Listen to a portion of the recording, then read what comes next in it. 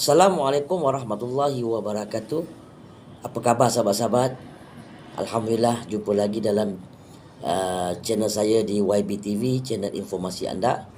So hari ini saya nak berkongsi dengan sahabat-sahabat, bukan bumbung konkret. Hari ini saya nak kongsi dengan sahabat-sahabat mengenai kabinet report. Kabinet yang report. Kenapa saya kata kabinet report? Sebab ada yang menteri duduk dekat menteri sini tapi alih ke menteri tempat lain. Sedangkan masih dia duduk dalam menteri yang sedia ada pun dia gagal. Kemudian masih lagi menteri letak dekat kementerian lain. Lepas tu dia ambil orang lain, dia letak dekat sini. Lepas tu yang kita lihat, menteri kabinet dalam kerajaan Madano ni memanglah yang bukan lagi tidur, memang haru biru sahabat-sahabat. Kita tak nampak pun kejayaan menteri kabinet kerajaan Madano ni, terutama Mak Sabu lah. Kita pun tak nampak dia berjaya menyelesaikan masalah beras. Sedangkan beliau adalah menteri keterjaminan makanan, tapi banyak yang tak terjamin. Lepas tu masih kekal, tu masalahnya. Lepas tu menteri ekonomi pun gagal, mentadbir negara, mentadbir ekonomi negara.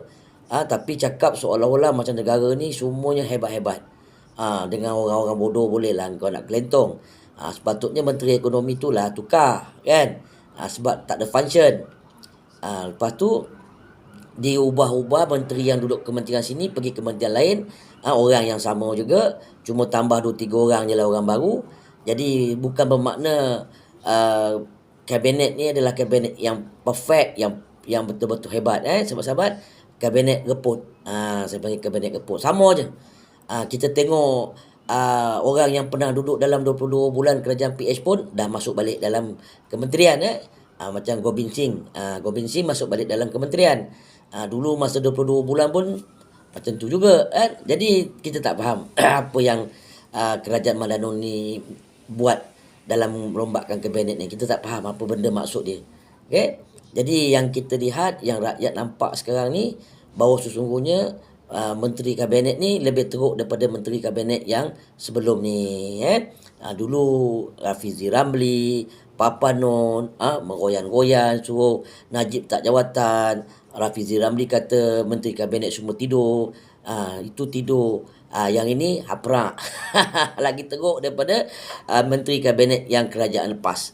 Kalau nak bandingkan dengan kerajaan Najib punya menteri kabinet, saya rasa 10 kali baik lah daripada kerajaan yang ada sekarang ni.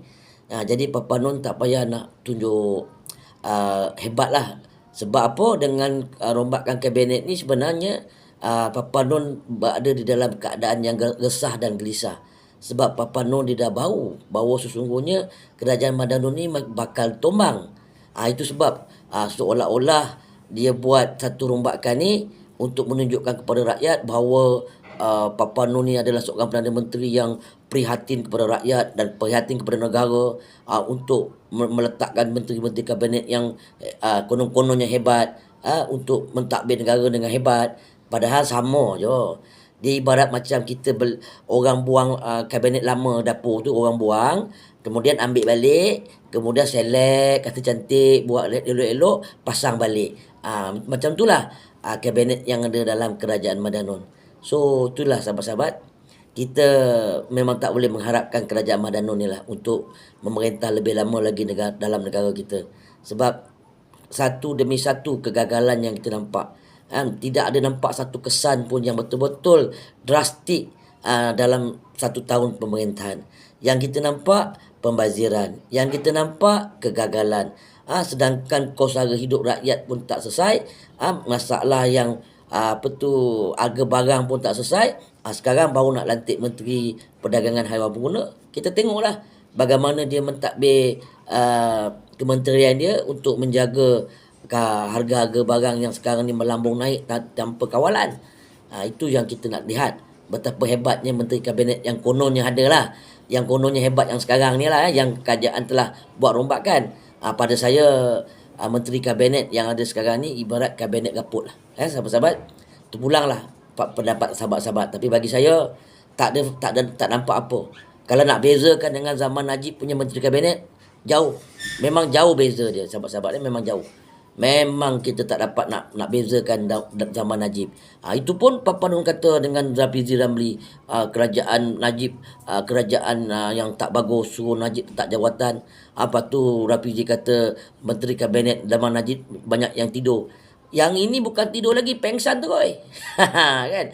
Lepas tu menteri pelancongan yang tak ada function pun kau nak kekalkan lagi buat apa? Kan? Itu menteri burung tiong menteri pelancongan. Patutnya suruh duduk-duduk lah je, cari orang yang betul-betul function, yang betul-betul ada integriti. Kan? Yang baru nampak kesungguhan kerajaan Madanon ni untuk meletakkan menteri-menteri yang hebat-hebat dalam kabinet.